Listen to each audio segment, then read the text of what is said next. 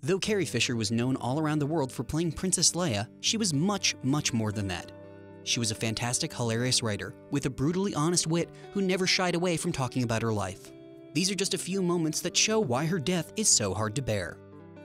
You actually physically transformed for this role. Yes, I did lose weight.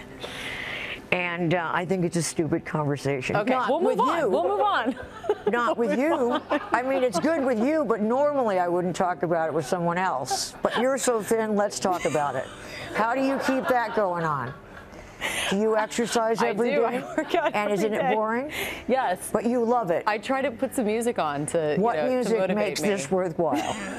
No, I want to hear what the song is. Maybe I can go for it too.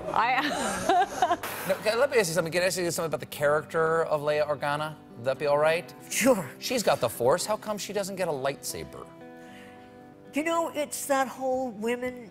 Yeah. Yeah, it's a bad thing for women. Even in space, women are, you know, there's a double standard. Why do you have to comfort Luke when one guy dies, Ben Kenobi, but your whole planet has exploded? That's right.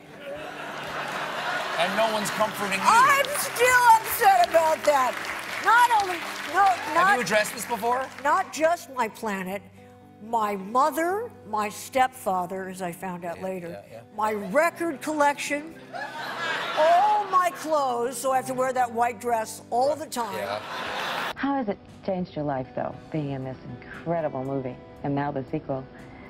I have much nicer furniture. Do you still miss drugs? Oh, yeah. You have any? Do you miss drugs? Sure, constantly. They were my friend until they weren't. But they did for me what I couldn't do for myself.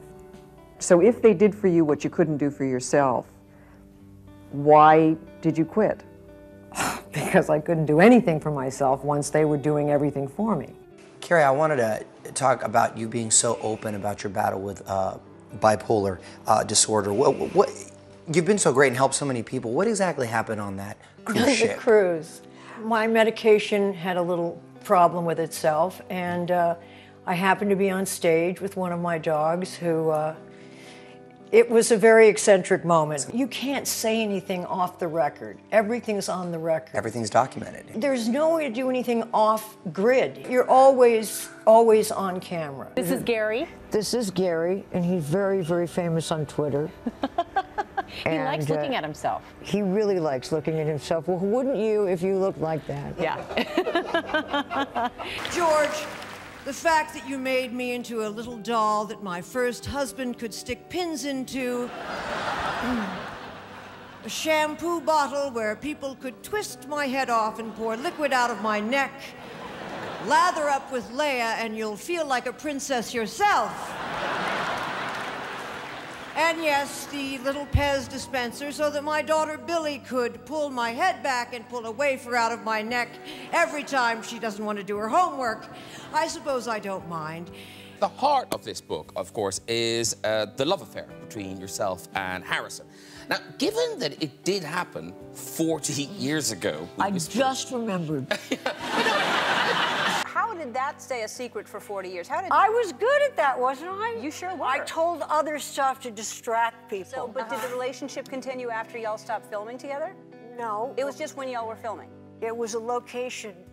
You know, location, location, location. I didn't know, thankfully, till later that I was sort of a, it's hard to say, a sex symbol or something, whatever that means. So I went into a store one day and this boy said, you know, oh, are you, Princess Leia? Yes.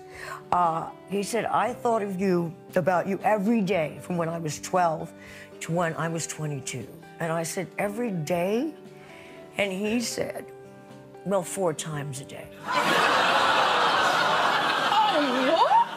See, you have that to look forward to. And she does.